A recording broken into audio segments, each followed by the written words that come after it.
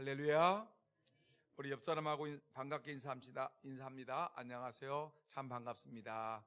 안녕하세요. 참 반갑습니다. 성도님은 언제 배워도 복덩어리가 틀림이 없으십니다. 성도님은 언제나 배워도 복덩어리가 틀림이 없습니다. 사랑하고 축복합니다. 사랑하고 축복합니다. 아멘. 비가 오고 나면 날씨가 추워집니다. 날씨가 추워지면 가끔씩 생각나는 한 인물이 있습니다. 고려말 공민왕 때의 사람인데 이 사람의 이름이 문익점이라는 분입니다. 그 당시에는 겨울말 되면 참 추웠습니다. 많은 사람들이 이 추위를 견디지 못하고 많은 사람들이 얼어 죽었습니다. 그래서 겨울은 많은 사람들에게 있어서 무서운 죽음의 계절이라고 생각을 하였습니다. 그럴 때 문익점은 사신으로 중국의 원나라에 파견이 되었습니다. 그런 그곳에서 놀라운 사실을 한 가지 발견했습니다. 날씨는 중국이 더 추운데 이상하게도 얼어 죽는 사람들이 별로 없고, 대한민국은 조선이란 나라는 날씨는 덜 추운데 죽어가는 사람이 많다는 것입니다. 그래서 그 이유를 가만히 생각해 보니까 우리나라 사람들은 한겨울에도 베옷을 입고 있는데, 근데 이 중국 사람들은 목화를 재배해서 그것으로 따뜻한 속옷을 입고 살아가더라는 것입니다. 그래서 문익점은 나라를 생각하고 죽어가는 백성들을 생각을 했습니다. 백성들을 섬기기 위해서 그래 내 한 목숨을 바쳐보자 라고 생각을 했습니다. 그 당시 중국 측 국경 경비대의 권무는 아주 살벌했습니다. 원나라에서도 목화를 재배한 지 얼마 되지 않기 때문에 목화씨가 함부로 유출되면 안 되기 때문에 아주 철저하게 목화씨가 유출되지 않도록 경비를 삼엄하게 세웠습니다. 외국인이든 국내인이든 목화씨를 불법으로 유출하게 되면 죽음을 면치 못할 때였습니다. 이 문익점은 우리나라에 이 겨울이 되면 얼어 죽는 사람들이 많은데 이 사람들을 살리기 위한 이 결단을 가지고 고민한 끝에 자기가 쓰는 붓뚜껑 속에 이 모카시아 새알을 숨겨놓고 오게 되었습니다. 다행히 국경 경비대의 삼엄한 조사를 면하게 되었습니다. 그는 조선에 들어와서 그는 정성을 다해 씨앗을 심고 목화를 재배를 했습니다. 그래서 이 목화가 전국적으로 이 목화가 재배가 되었습니다. 그리고 난 뒤 문익점은 자기의 장인인 정천익과 함께 물레 만드는 법을 만들고 배 짜는 법을 백성들에게 가르쳤습니다. 그 결과 우리나라 사람들은 겨울을 따뜻하게 보낼 수 있게 되었습니다. 한 사람의 섬기고자 하는 마음이 있었기 때문에 겨울만 되면 얼어 죽는 수많은 사람들이 얼어 죽었는데 목숨을 구하게 되었다는 것입니다. 오늘 우리도 이와 같은 섬기는 마음이 있어야 되지 않겠습니까? 신앙생활도 마찬가지입니다. 신앙생활에 있어서도 섬기는 마음이 있어야 된다는 것입니다. 그래야면 주님의 몸된 교회는 절로 평안하고 또한 든든히 서게 되고 교회는 날마다 부흥하게 되고 교회는 성장할 수밖에 없다는 것입니다. 섬기는 사람이 그 교회에 있느냐 없느냐, 적은 수의 사람이 섬기느냐, 좀 더 많은 사람들이 주님을 섬기고 이웃을 섬기고 교회를 섬기느냐에 따라서 교회는 부흥하고 또한 성장할 수 있는 계기가 된다는 사실입니다. 오늘 이 예배 중에 하나님께서 우리의 마음을 활짝 열어주시기를 주의 이름으로 축원합니다. 그래서 우리 속에 있는 섬김을 받고자 하는 마음, 누구에게인가 남들에게 대접을 받고자 하는 이런 마음들은 사라지고, 그 대신 내가 누구에게인가 내가 대접을 해야 되겠다, 내가 섬겨야 되겠다는 이 섬김 마음이 여러분들 마음속에 충만하기를 주님의 이름으로 축복합니다. 오늘 본문의 말씀의 내용을 보게 되면 지난주에 설교했던 마가복음 10장의 내용과 거반 다른 내용이 없는 같은 내용인 것입니다. 다만 다른 내용이라면 오늘 본문 마태복음 20장의 내용은 야고보와 요한의 어머니 마리아가 등장한다는 것이고, 지난주에 공부했던 마가복음 10장의 내용에서는 야고보 요한의 어머니가 등장하지 않는다는 것입니다. 오늘 본문의 말씀 보니까 야고보와 요한의 어머니가 마리아가 예수님에게 찾아와서 청탁을 합니다.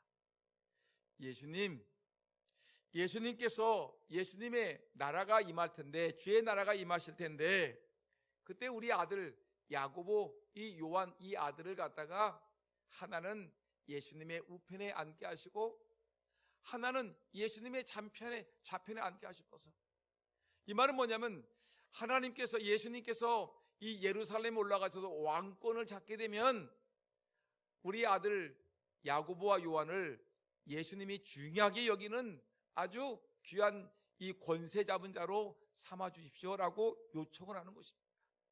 미리 어머니가 청탁을 하고 있는 것입니다. 이 얘기를 듣고 있는 이 예수님의 다른 제자들 많이 있죠. 이 베드로가 있었겠죠. 그 다음에 마태도 있겠죠. 그 다음에 가룟 유다도 있겠죠. 도마도 있겠죠. 이 많은 제자들이 화가 났습니다. 분을 발합니다. 아니, 누가 더 높은데? 라고 하면서 서로 높아지려고 싸움을 하는 것입니다. 이렇게 제자들이 이렇게 서로 높아지려고 한 자리 잡으려고 이렇게 다투고 있는 중에 예수님이 이들을 바라보면서 말하기를, 얘들아 너희들 섬기는 자가 돼야 된다. 높아지려고 하는 자는 낮아져야 되고, 으뜸이 되려고 하는 자는 먼저 종이 되어 섬기는 자가 마땅한 것이라 섬기는 자가 되라라고 예수님이 말씀하고 있는 것입니다. 여러분, 오늘 이 말씀을 보면서 우리는 생각합니다. 예수님의 마음은 어떤 마음이냐? 예수님의 마음은 섬기는 자의 마음인 것입니다. 그래서 오늘 본문 말씀 보니까 마태복음 20장 28절의 내용을 보니까 인자가 온 것은 섬김을 받으려 함이 아니라 도리어 섬기려 하고 자기 목숨을 많은 사람의 대속물로 주려 함이니라. 예수님의 마음은 이겁니다. 섬김을 받으려고 이 땅에 온 것이 아니라 섬기기 위해서 왔는데, 섬김의 최고의 극치인 내 목숨을 사람들에게 주기 위해서 내 목숨을 주기까지 나는 섬기는 자가 돼야 되겠다라고 말씀하시는 것입니다. 여러분, 세상의 왕들은 어떻습니까? 섬김을 받으려고 하지요. 여러분, 세상의 권력자들은 어떻습니까? 무엇인가 대접을 받으려고 하지요. 세상의 높은 사람들은 은근히 내가 섬김을 받고 싶고 은근히 남들에게 대접을 받고 싶은 것이 세상의 권력자들의, 높은 자들의 모습인 것입니다. 그런데 예수님은 그게 아니라는 거예요. 자기는 하나님 나라의 권세를 갖고 있는 하나님 나라의 왕이시고 하나님 나라의 권력을 갖고 있는 분이시고, 여러분, 이 땅의 모든 백성들을 다스리는 왕과 같은 권위자이신데, 이 예수님은 나는 이 땅에 나는 섬기러 왔다라고 얘기하십니다. 말씀으로 우리를 섬기셨습니다. 믿습니까? 예수님 우리를 기도로 섬기셨습니다. 때로는 우리 병든 자가 있으면 예수님께서 그들에게 하나님께 치유의 능력을 가지고 그들을 치료하시면서 예수님이 섬기셨습니다. 또한 먹을 것이 없을 때는 하나님께서 먹을 것을 이들에게 주면서 예수님이 섬기셨습니다. 여러분, 우리에게 흔히 말하기를 섬기는 것 중에 최고의 섬김이 무엇이냐라고 묻는 사람들이 있습니다. 섬김의 극치가 무엇이냐라고 묻는 분들이 종종 있습니다. 여러분, 섬김의 최고는 내 목숨을 내 이웃을 위해서 바치는 것이 섬김의 최고의 모습입니다. 이것을 우리는 섬김의 극치라고 얘기합니다. 여러분, 예수님은 자기 목숨을 많은 사람들의 대속물로 주기 위해서 오셨고, 실제로 예수님은 우리의 구원을 위해서, 우리를 섬기기 위해서 십자가에 못 박혀 죽는 그 모습을 통해서 우리에게 섬김의 극치를 우리에게 보여주신 분이십니다. 예수님은 이렇게 섬김의 극치를 우리에게 보여주었기 때문에 여러분, 성경은 우리에게 말하기를 이 섬김을 하는 자들에게는 하나님이 우리에게 복을 주신다, 섬김의 결과를 우리에게 말씀하고 있는 것입니다. 여러분, 예수님과 같이 이 스승된 자로서 낮아진 가운데 제자들의 발을 씻겨주고, 여러분, 예수님이 섬기는 자로서 이렇게 종된 모습으로 우리의 그 섬기는 모습을 보여줬는데, 예수님이 섬기는 사람들에게는 어떠한 결과가 있는가를 우리에게 말씀해 주고 있습니다. 빌립보서 2장 9절에서 11절 내용을 보니까 우리가 섬기는 자들에게는 어떤 축복이 있는가를 보여주는데, 빌립보서 2장 9절 내용을 보니까 이러므로 하나님이 그를 지극히 높여 모든 이름 위에 뛰어난 이름을 주사 하늘에 있는 자들과 땅에 있는 자들과 땅 아래에 있는 자들로 모든 이름을 예수의 이름에 꿇게 하시고 모든 입으로 예수 그리스도를 주라 시인하여 하나님 아버지께 영광을 돌리게 하셨느니라. 여러분, 예수님이 자기 목숨까지 다 바쳐서 여러분 섬기었습니다. 제자들의 발을 씻겨 주었습니다. 말씀으로 섬기고 기도로 섬기고 먹을 것으로 섬기고 병든 자를 치료하면서 예수님이 다 섬기셨습니다. 여러분, 예수님이 섬김의 삶을 살았더니 성경은 뭐라고 그러냐면 하나님이, 성부 하나님이 그를, 예수님을 지극히 높여서 모든 이름 위에 뛰어난 이름을 주었다. 모든 이름 중에 예수님이라는 이름보다 더 귀한 이름을 없다라고 얘기하시면서 하늘에 있는 자들과 땅 위에 있는 자들과 땅 아래에 있는 모든 만물들이 예수님의 이름 앞에 모든 무릎을 예수의 이름 앞에 꿇게 하셨다. 여러분, 예수님이야말로 이 세상에 가장 자기 목숨까지 섬김으로, 죽기까지 섬김으로 모든 사람들 중에 가장 뛰어난 이름을 갖고 모든 존재들이 예수님의 이름 앞에 무릎을 꿇게 되는 놀라운 은혜를 경험한다는 것입니다. 여러분, 섬기는 자가 되어서 높아진 하나님의 백성이 되기를 주의 이름으로 축원합니다. 하나님이 예수님을 지극히 높여주셨습니다.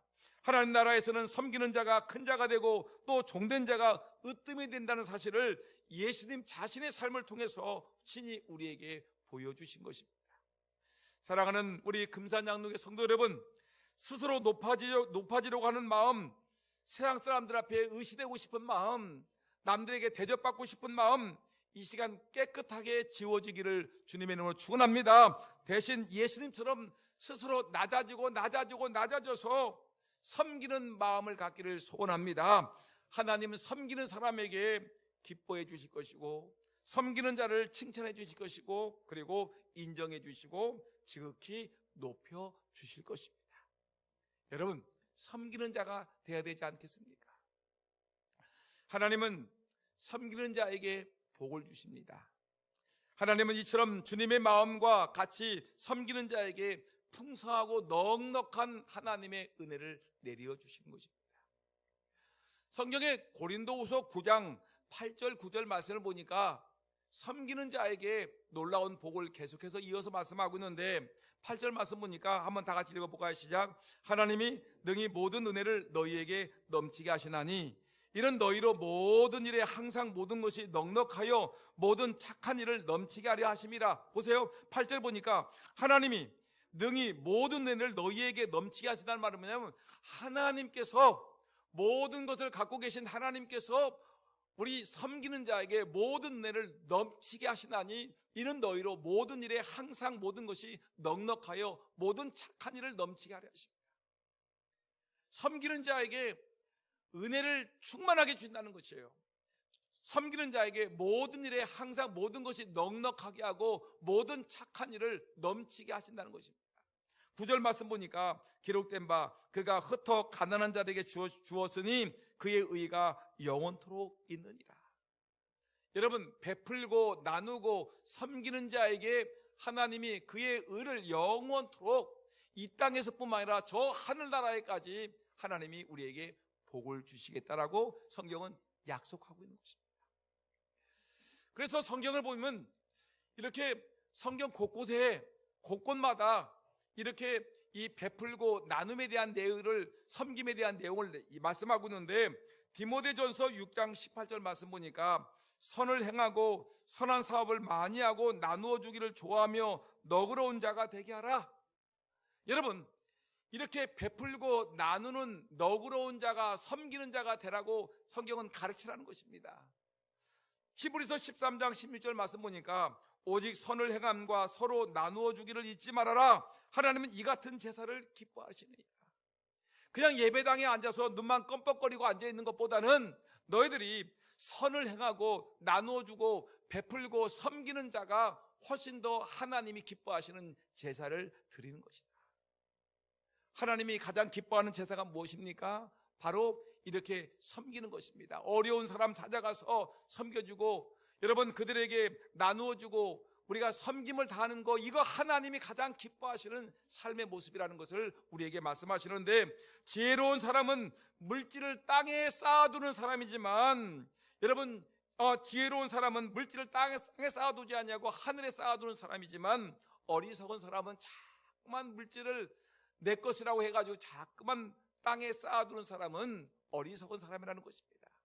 결국은 여러분, 이것을 하나님께 드려지지 아니하고 결국은 땅에 쌓아놓았기 때문에 결국은 모든 것이 소멸될 것을 말씀하는 것입니다. 여러분, 2000년 전입니다.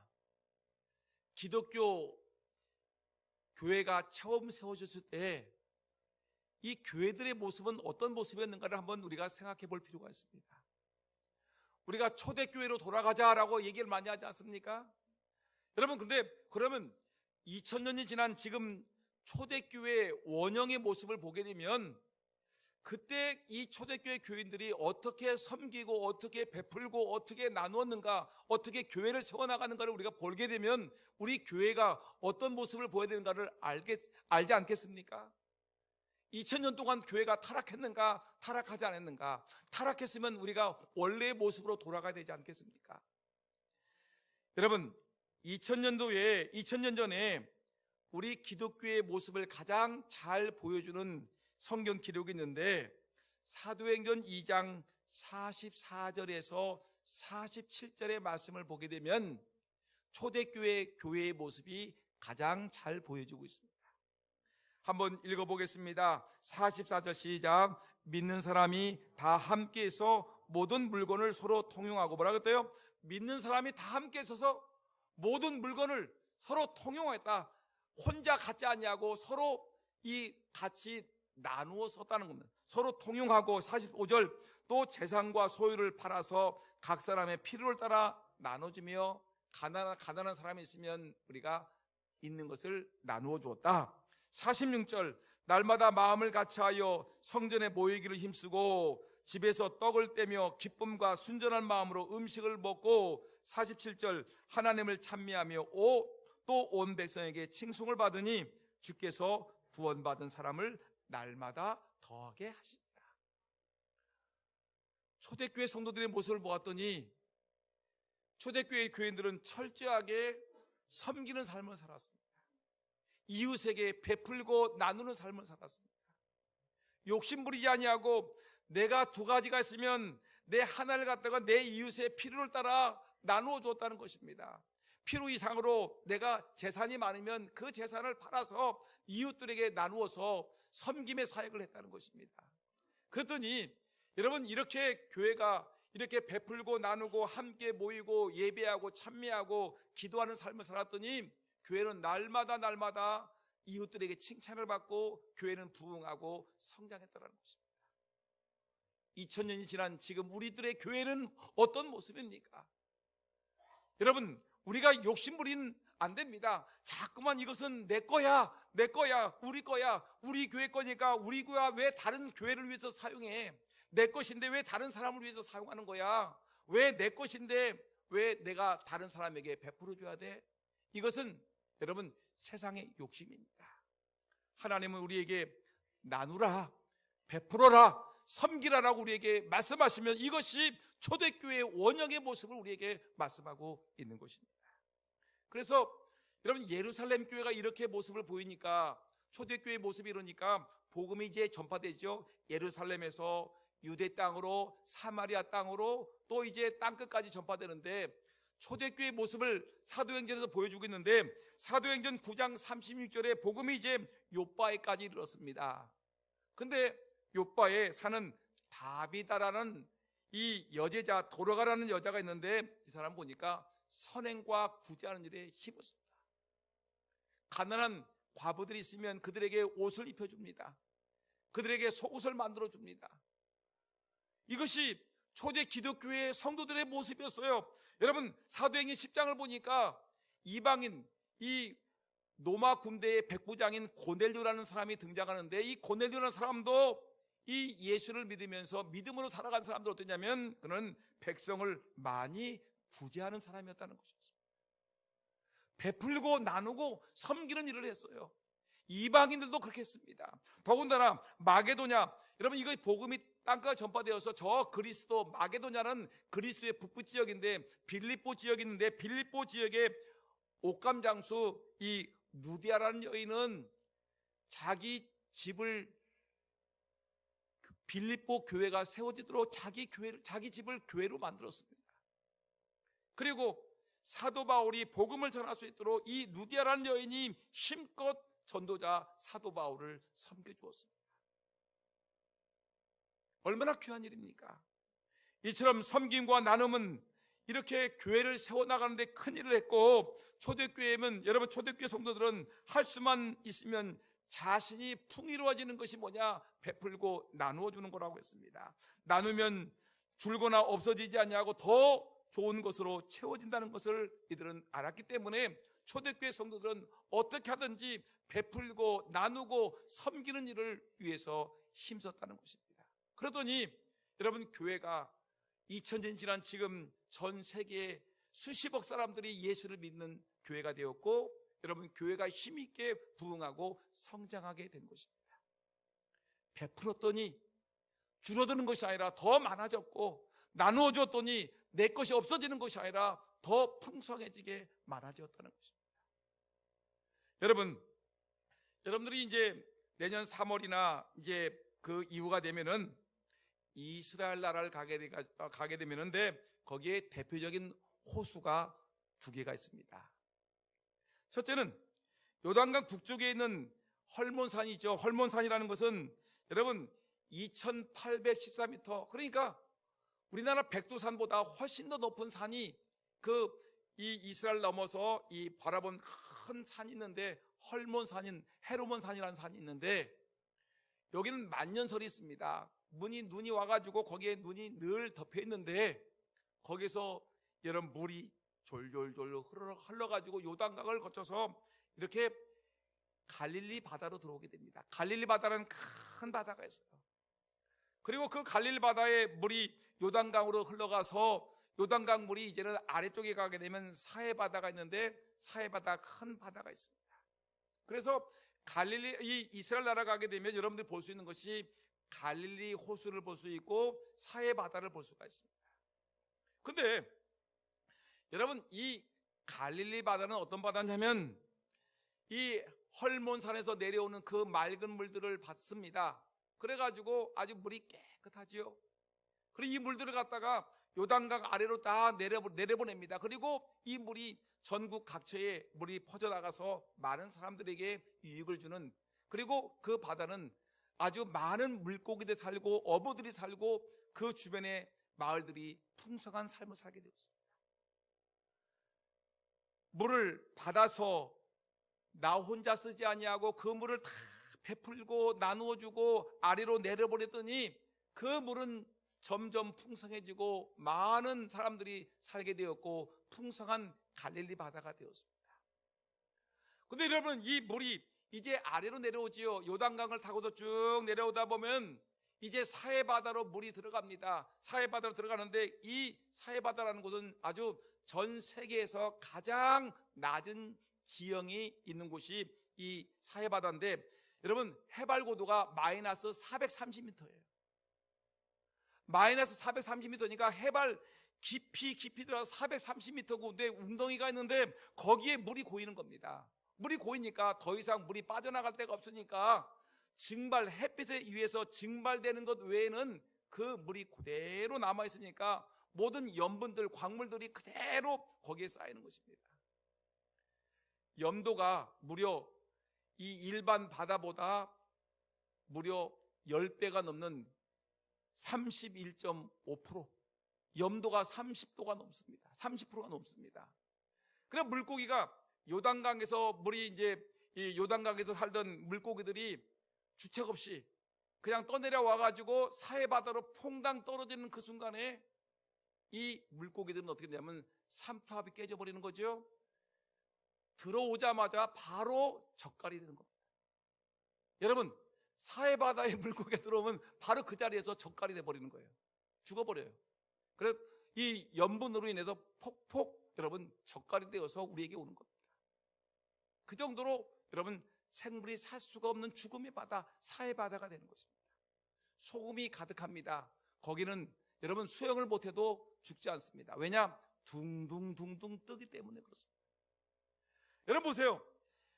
두 바다가 있는데 갈릴리 바다는 물이 들어왔다가 물을 뽑아냅니다. 나누어주니까 풍성하고 많은 생물들이 살고 더욱더 풍성한 맑은 물이 되지만, 여러분 사해바다는 받기만 하지 나누어주질 않기 때문에 결국은 그 바다는 죽음의 바다가 되었고 생물이 하나도 살 수 없는 그런 바다가 되었다는 것입니다. 여러분, 예수님이 이 땅에 오신 목적이 뭐죠? 마태복음 28장 20절 오늘 본문에 우리에게 말씀하셨습니다. 예수님이 이 땅에 오신 것은 나는 섬김을 받으려 온 것이 아니라 도리어 섬기려고 왔다. 내 목숨까지 죽기까지 다 주기 위해서 내가 이 땅에 왔느니라. 예수님이 마태복음 28장 20절 오늘 본문 속에서 우리에게 나는 섬기러 왔다. 예수님의 마음은 무엇이냐? 섬김의 마음이 예수님의 마음이라는 것입니다. 하나님이 우리에게 행복을 주시기 원하십니다. 우리에게 복을 주시기 원하십니다. 그 행복과 복은 어디서 오느냐? 베풀고 나누고 섬길 때 우리 하나님이 우리에게 복을 주시고 행복을 주신다고 우리에게 말씀하는 것입니다. 저는 이제 말씀을 마치려고 합니다. 여러분, 말씀을 마치면서 이 땅에서 가장 행복하게 살았던 한 사람을 소개하려고 합니다. 그건 누구냐면 20세기 성자 중에 한 사람인 알버트 슈바이처 박사를 여러분들에게 소개하려고 합니다. 슈바이처 박사는 목사님의 아들이었지요. 그는 열심히 공부를 했습니다. 그래가지고 아주 좋은 대학에 들어갔지요. 근데 그가 대학에서 공부를 하고 성경을 묵상하는 중에 그에게 큰 깨달음이 오게 되었습니다. 나는 참 행복한 사람이다. 아버지를 잘 만나고 또한 나라를 잘 만나가지고 내가 이렇게 행복하게 살아가고 있지 않느냐. 정말 내 환경과 여건이 모든 것이 나에게 행복을 주고 있다. 근데 내가 눈을 조금만 더 크게 뜨게 되면 나는 이렇게 행복하게 살고 있는데 내 주변에 많은 사람들이 불행하게 살아가고 있는 사람들이 얼마나 많은가. 내가 좀 더 멀리 바라보게 되면 내 주변에 수많은 사람들이 어려움을 당한 사람들, 불행한 사람들이 많은데 나는 이제 불행한 사람들을 위해서 내 행복을 나누어줘야 되겠다. 내 행복을 내 이웃에게 나누어야 되지 않겠느냐. 그들을 베풀고 그들을 섬기며 살았으면 좋겠다라고 그는 마음속에 큰 깨달음이 생기게 되었습니다. 그래 그는 결심합니다. 내가 30살까지는 예수님께서 그랬죠. 30살까지는 나를 위해서 살고 그 후부터는 남을 위해서 살겠노라고 결심을 하게 되었습니다. 그래서 슈바이처 박사는 30세에 이미 목사가 되었고 신학자가 되었고 대학 교수가 되었고 또한 그는 음악을 잘하게 되면 음악가가 되었습니다. 정말 유명한 음악가 슈바이저입니다. 그런데 내가 이제 남을 위해서 살아야 되는데 무슨 일을 통해서 이 불행한 사람들에게 섬김을 다할 수 있을까라고 고민하는 중에 어느 날 신문을 보았는데 그 신문에 그의 인생의 사명에 대한 놀라운 사건이 벌어지게 되었습니다. 아프리카 콩고 지방에서 흑인들을 위해서 의로 봉사할 하나님의 일꾼을 찾는다라는 이런 광고를 보게 되었습니다. 물론 사례비는 빵원, 자기가 알아서 먹고 살면서 자비량으로 와서 이 아프리카 백성들을 위해서 헌신할 사람을 찾는 것이었습니다.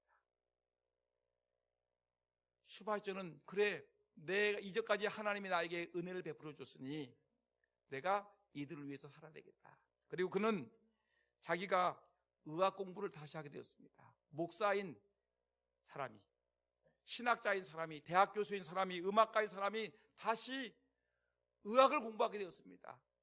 7년 동안 의학을 공부하고 자기 부인과 함께 아프리카로 떠나게 되었습니다. 거기서 90세가 되도록 아프리카 밀림 지역의 깜깜한 그곳에서 흑인들을 섬기며 한평생을 살았습니다. 슈바이저는 그럼에도 불구하고 정말 힘들고 어려운 삶을 살음에도 불구하고 나는 행복하다. 하나님이 나에게 주신 이 행복을 내가 이웃을 위해서 나눠야 되겠다. 슈바이저로 하여금 90평생을 흑인을 섬기게 한 그 힘은 무엇이었습니까? 그것은 믿음의 힘이었고 죽기까지 섬기러 오신 예수님의 가르침이 힘이었고 예수님의 마음, 섬김의 마음, 이것이 그의 인생을 지탱해왔던 힘이었습니다. 여러분들 어떻게 사시겠습니까? 여러분, 좀 더 긁어 모으자, 좀 더 많이 갖자, 좀 더 많이 가져서 내가 죽을 때까지 내가 넉넉하게 살자, 이것이 우리 인생의 목표입니까? 아니면 내가 지금 가진 것이 볼품이 없지만 그래도 내 이 작은 것을 가지고 내가 내 이웃에게 나누고 베풀고 섬기고, 내 작은 재능이지만, 내 작은 힘이지만 무엇인가 좀 이웃들에게 좀 섬기려고 몸부림치는 이 모습, 이것이 예수님의 마음이고 예수님의 기쁨이고 예수님이 원하시는 삶이라는 것을 우리에게 말씀하고 있습니다. 여러분, 우리가 섬겨야 되지 않겠습니까? 나를 위해서만 살지 말고, 우리 가정을 위해서만 살지 말고, 우리 교회를 위해서만 살지 말고, 여러분, 우리보다 좀 더 연약한 우리의 어려운 이웃을 위해서, 여러분, 우리보다 아픔을 있는 그런 이웃들을 위해서 내가 작은 것을 여러분 베풀고 나누고 섬기고 여러분 줌으로 인해서 우리 하나님은 나에게 더 큰 복을 주실 것을 성경은 약속하고 있습니다. 예수님이 말씀하셨습니다. 마태복음 23장 11절 12절, 너희 중에 큰 자는 너희를 섬기는 자가 되어야 하리라. 누구든지 자기를 높이는 자는 낮아지고 누구든지 자기를 낮추는 자는 높아지리라. 여러분, 섬기는 자가 되시기를, 예수님의 마음을 가지시기를 주의 이름으로 축원합니다.